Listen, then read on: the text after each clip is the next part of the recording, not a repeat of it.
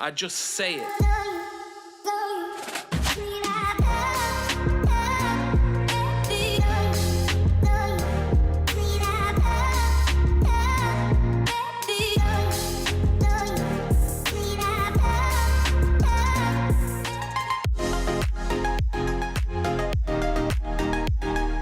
Welcome to Danu on Fire, right here on Hi TV, your luxury channel. Today we're checking out Nikki.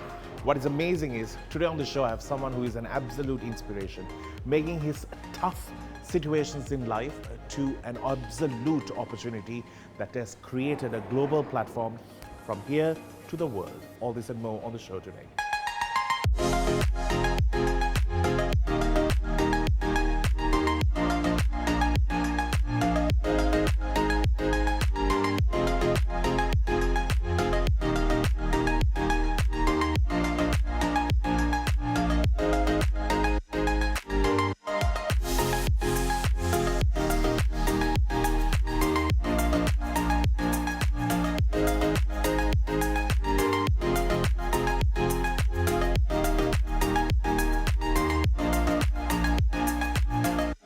Welcome to Danu on Fire. We're checking out Nikki's, and this is a show full of amazing food. I'm telling you, they never disappoint us when it comes to yummy, yummy food. They have a brand new menu. You have to come and check it out.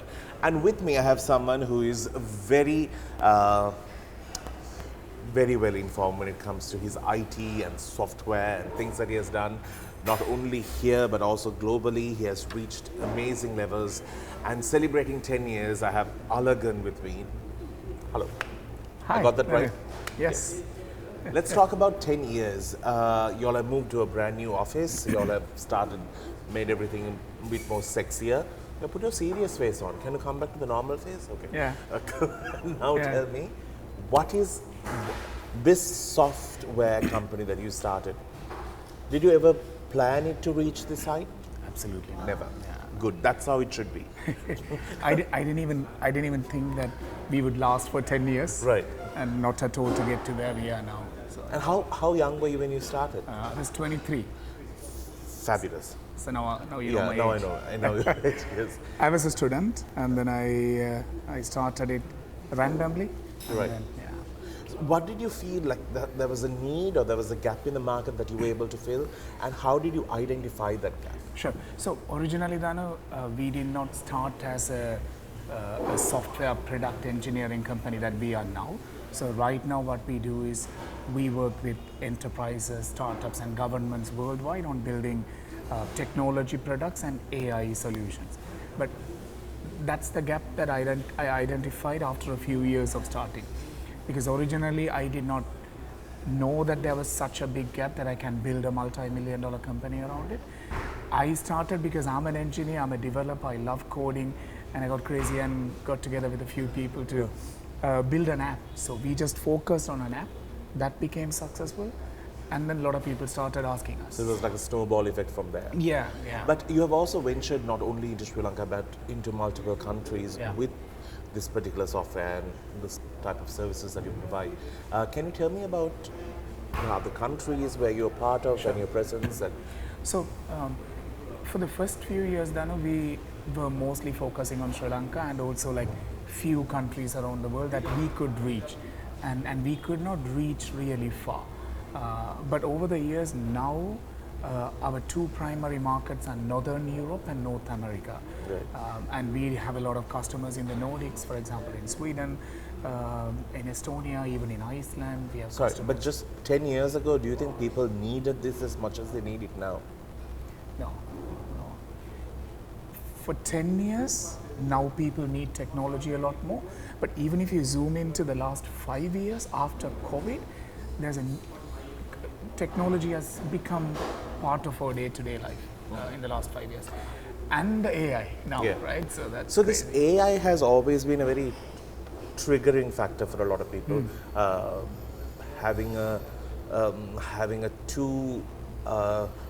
Having two sides to this conversation, with the fact that it makes writing easier, it makes thinking easier, research use easier. AI?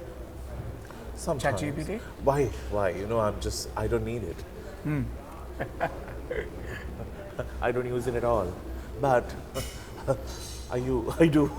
I mean, When you there's no start- shame in it. You know. When you start, I use ChatGPT. and you know the best part, Yeah. I can identify when it's written from ChatGPT. You can identify. Yeah, you know why? They use Same all, words? No, they use all the right commas, full stop, it's too perfect. It's too perfect, and I'm like, you didn't write that. Sometimes I ask ChatGPT at the end, hey, this looks like too much like ChatGPT wrote it. Can you write make this? it more human, like, and throw some errors? Then it messes up the commas. And Yeah. it removes words like I delved into, you know. Then you know it's ChatGPT, Yeah, right? but I always use make it fun and interesting, because then they put goofy faces and make it more realistic to my kind of job Yeah, that I do. yeah. So And, yes, but tell me about, now that is just one element of AI. AI has gone to another level where, you know, voice modulation, if anything is done now. How would you see AI in another few years' time? Would it even cripple your job? Yeah, I would love to. I'd love to be in a place where most of my work can be automated. And I think we are getting there.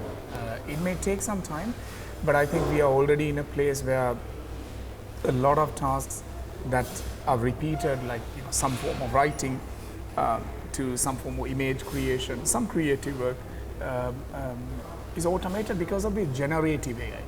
Like all our life, I mean, we have had some form of AI in the sense like everything is mathematics on the ground. It's statistic, it's numbers. ChatGPT doesn't understand why you want to write a caption. ChatGPT doesn't even understand what is a caption. It just knows the mathematical representation of those words, Yeah. and then it tries to kind of estimate and predict what word should go next to Correct. what. And also it sort of searches the World Wide Web. Yeah. Like any. So it has learned so much, it can pretend to know things. So that's exactly what it does. And because of the generative capability, like it can create things out of nothing, it has made our life easy in the last 2 years at least. And going forward, I think it's going to continue to make our life better and then probably take over some jobs. But I think that has always been the case, right? I mean, the moment Yeah. you invent wheel to steam engine to electronics, it takes off some of the redundant work humans do, so that humans can focus on much bigger things that only humans can do. That's shrinking now, It is. that little count of what humans can do.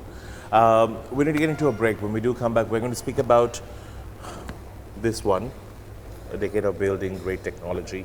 So do stick around. We'll come back and speak more about him if you don't know who Alagan is all about after this.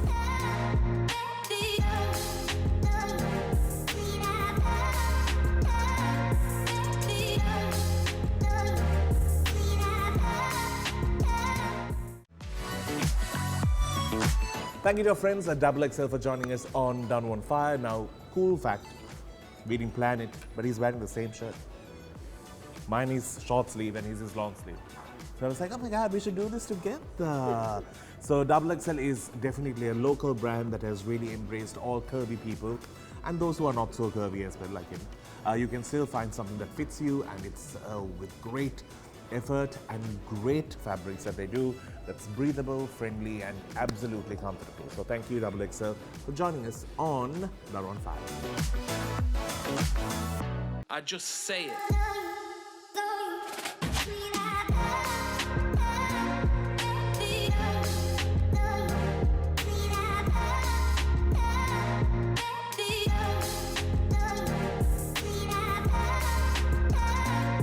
Welcome back to the show, and we're speaking to Alagan about his journey in software development, etc., etc.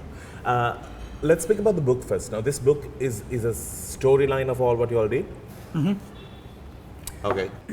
So my team has put together from the first time we started to All the how way down. things have been. So when I was at Google, student ambassador, a little fellow to how we, this was my first office. It was a small house behind BMICH. And then, yeah. So they have wrote the whole story of, because for people when they look Did they use ChatGPT for it? I hope not. But yeah, I checked a few words. They look very human. So great. So anyway, now they have a brand new office which allows Now, how many people work in this company So now? we right now have 105 in Sri Lanka. That's in Sri Lanka. Yeah, yeah. And then we have about 15 consultants in the US and Europe now. Amazing. Now let's speak about the journey. For those who don't know, Alagan actually hails from the north, from Jaffna. You went to Hindu College, Jaffna? Yeah, I did. All the way to A levels. Yeah. And you got into uni? No, actually I went to SLIT. Okay. Yeah. And then got into, and you became an engineer. I tried to become a doctor in my A levels and yeah. screwed it up. And then I was about to become a physics teacher because I loved physics. I have an A for physics and I really fell in love. Then one of my brother, he's in the US now. He came to me and said, "I'm not going to let you just and not do anything." And then he pushed me to go and study IT because I did do some coding when I was in my grade 9, 10, 11. How do you figure out coding when you're in grade 9? It's like a different language, man. How do you speak to me? I mean, you speak to the computer.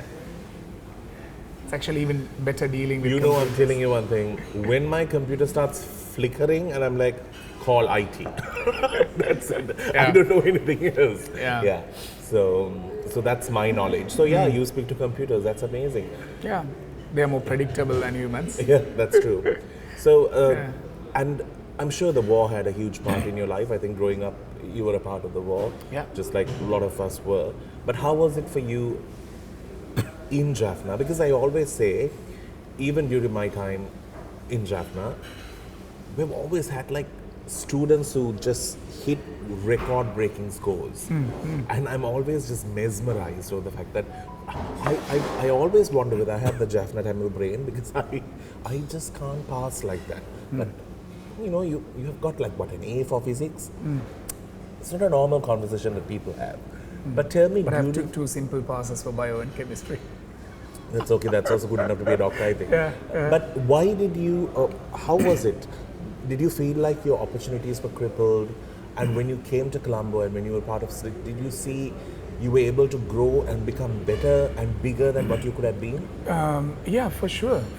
I look at the childhood difficulties that we had from an ethnic conflict and war, and everything has a crash course for resilience. I mean, you can look at it in two ways. One way you can like look at it... Like in the US, we'll be in like counseling till today. Yeah, I'm sure. So you can look at it as, everything is negative around you. But for us, for my family, like our 4 brothers, so we all the parents kept telling us like, your only way out of a miserable life is through education. Because my dad was a teacher and then he was a lecturer at some point. My mom was a teacher before she gave up at some point. So for them, like what they tell us is, we can't give you money, we can't give you any other comfort, we can give you education and we can train you. And they did a great job in pushing us to study. Also like extreme way of Hitlerish approach to disciplining us, and I think that looking back I'm very grateful. And so that's a crash course for resilience for me. Like, so I know that life doesn't suck. I have been homeless for 7-8 months during displacement, but it didn't suck. We still live together. We still managed to survive. So that camp life, we call it #camp life. That's how I just see it. And that has become a sort of a guiding principle on when I go through issues. I know that life doesn't suck because I've seen the worst. When you have hit that bottom, everything else seems so much more easier. Sure. Yeah. And when I came to SLIT and started studying tech, the possibilities, I feel very fortunate that I was at the right place at the right time, studying tech and having an interest in tech. And I figured the world really needs more and more tech, and that's what motivated me to kind of do further and further. I did my first internship when I was in my first year in Thailand. I all the way started applying for things, and then they gave me unpaid. Was that your first trip abroad? Yeah, that was my first trip. It was crazy. I mean, I was like, what, 20 years old, 19, 20 years old, and fresh passport. Even at the airport, people didn't believe me. Why are you going? Show me money. Do you have money to spend in Thailand? Yeah. But that was an unpaid internship. So I used to do private classes for physics for some students, saved a bit of money. And I remember booking the 22,000 rupee ticket to Thailand. And then that was an unpaid internship. I was so glad I got the opportunity. Went and worked there. Then they called me in for a paid internship again. My boss there, Professor Lal Samarakoni, was a Sri Lankan professor. He ended up really shaping how I perceive work. And then there were people like Dr. Kavinda really helped me kind of navigate things, because when you're young, you don't have the confidence on dealing with things, right? Then one thing led to another, and then I did a short stint in Japan at the University of Tokyo. Things started expanding. I feel like I was guided by the right people, like from my brothers to the people that I got opportunity to work with. The people who you just end up meeting tend to believe in you on a bigger level. Absolutely. I just want to ask you one final question about this whole shift between, because we have a lot of kids who have ambitious thoughts, they have amazing willingness to do remarkable things. But what cripples them is the fact that this amazing culture difference when they come into Colombo, or when they go into a university, they're like, whoa, they don't have maybe the similar clothes or the type of lifestyle or the culture, because it's a mix of a lot of people. How was it for you when you came here? I couldn't even speak in English properly, and that was a big challenge. I remember having a conversation with 3 of my close friends in Slit, and they are still my really good friends. So they come from international schools. So I learned a bit of English. I can have a conversation, but it's not perfect, right? So the flow was not there. Yeah. So when they were explaining me something, I didn't understand one of the words they were saying. So I asked them, "Hey, can you repeat it?" And they said it. I still didn't understand. Then I asked again, "Can you repeat it?" And they said it again. I still didn't understand. And then they felt bad for me. They were like, "It's all right, Machan, just forget about it." So, but then what I did was I think I look at my brain similar to a machine learning model. Like if you can train ChatGPT to do what it does, I can sure train my brain. It may take time. So I spent about like 3-4 years. Every day I would learn 20 new words, and then read for 2 hours, listen for 2 hours. I would even like put like speeches and podcasts and sleep. And your brain picks up. Yeah, and definitely. I started on forums like Toastmasters, where I can just get up and speak, and people would give me feedback. And so that helped me kind of overall merge with the life in a capital, and later it helped me go global. I mean, I can relate to you 100%. I didn't speak the language, although my mom and my sister could. Disaster. My brain thinks one thing and I'm saying something totally different. and how did you deal with it? Oh my God, I have actually called one of my neighbor's grandson. I wanted him to play with me, and I said, bugger there. I still remember mother gave me a shot on my head and said, why are you saying bugger to him? I said, that's how everybody says. I thought that's how you address somebody who is like going to play with you, But you know, I understand the whole culture shock, because it's a big gap to fill, and remarkable. I'm so proud of your journey. We're going to get into a break. We'll come back with more. Do stick around. This is Danu on Fire.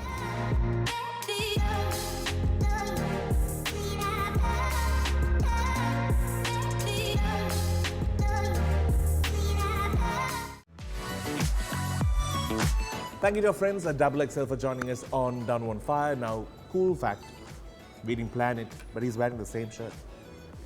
Mine is short sleeve and his is long sleeve. So I was like, oh my God, we should do this together. So XXL is definitely a local brand that has really embraced all curvy people and those who are not so curvy as well, like him.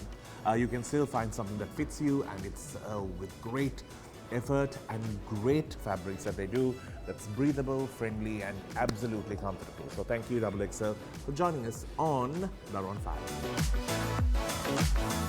Just say it.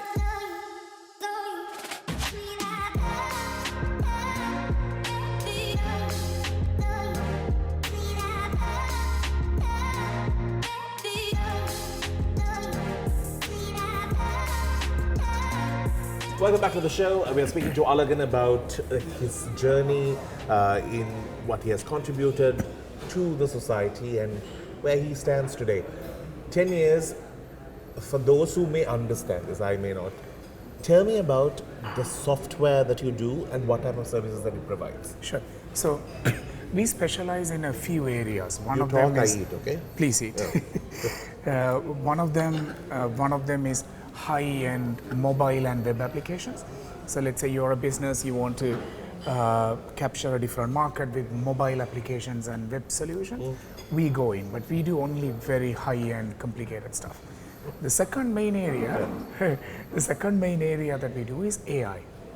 We started doing AI before AI became cool, because after ChatGPT, everybody knows AI, everybody wants to do AI. Yeah. In fact, That's just one element to AI. yeah, in fact, I consider ChatGPT to be my biggest sales guy, because ChatGPT has gotten me into board meetings that nobody has ever, because everybody is like, oh, I can feel how AI is now. Can you do something to my business? Right. And we started building a lot of, so we launched our AI division officially in like 2021, but we have been doing AI for many years, and now we have sort of become leaders in building complex AI solutions. For example, I'll tell you some examples.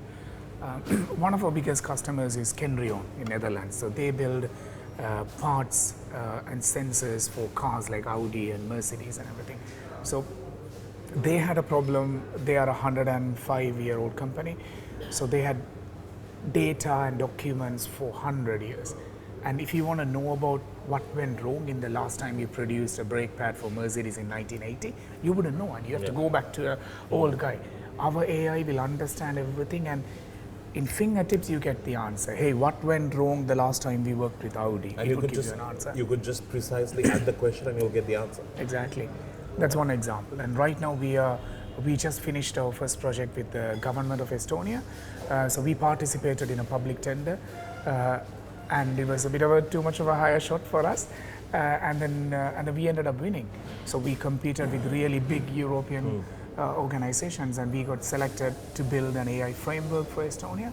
So that's going to be used by Estonian police and many other divisions of Estonia. That's a classification framework. Do you feel Sri Lankan organizations are not government organizations? Keep talking, I'm going to eat. I'm kidding. Government organizations are in that mindset to use technology of this level? Not possibilities, I'm asking mindset. No, I think we may not have really understood how much technology can generate in terms of value. Maybe we didn't understand it, because if we did understand, we would do a lot of things right. So it's a process. Yeah, it is a long process, but I think we got to start there, because we have done some things right. Like for example, the QR system for fuel when we were in crisis was fantastic. Yeah. But I think we need to kind of now go to the higher gear of building, a full citizen system and management, and from a digital passport to everything we got to do, because we are a small country relatively. And it's easier to implement in a country like this than implementing in a bigger playing field. So we run our European headquarters runs out of Estonia. It's the most digital country in Europe, and I've never walked into a government office ever in the last 5-6 years that I ran the business. Never. Everything is digital. So. I just connect my ID to the computer, I sign, I request, everything comes through. Now, 100% of services you can do online in Estonia. Even you can vote online. So imagine the last election in Estonia, like about 55%, somewhere around that, voted online. Imagine the money you can save as a state if people don't have to come out and vote. Print your ballots. They can vote on their phone, they can vote on their computer. But for that, you need to have a fundamentally strong and secure digital infrastructure. And also a mindset to learn and willing to change. Yeah. That also comes with it. Yeah. For those who may want to connect, reach out, maybe for like some insight, inspiration, or even just matter of, building something through you, how can they do that? Just go to rootcode.io. That's our website. Rootcode.io. Right. IO is like the domain for technology. Or just search Rootcode on Google and then talk to us. We would love to help any business that's really trying to do something complicated in technology and AI. globally. So. Amazing. All right. Thank you so very much, Alagan, for being here. I got a chance to meet him for the first time on Date with Danu, and his journey really did stand out, and it was absolutely inspiring. I think everyone on set also felt the same, and we wanted to, follow you closely and do sort of work with you in many ways. So grateful. Thank you for being here. Thank you, Danu. From the last conversation onwards, things have been really, really interesting. Really honored to be here. All right, so before we close, I just have to speak about your foundation wing. Right. So the reason we started Root Code Foundation, it's going to be 2.5 years now. I feel privileged to learn technology at the right time and be privileged enough to study that, right? We have a lot of kids in Sri Lanka, a lot of schools that are so remote. They don't get any access to technology, they don't have a lab, they don't have the right teachers. Students don't even know technology. Forget about you becoming a developer. Any job that you go in the next 5-10 years would require you to learn technology in some extent. So what we thought was, we have 100 people now.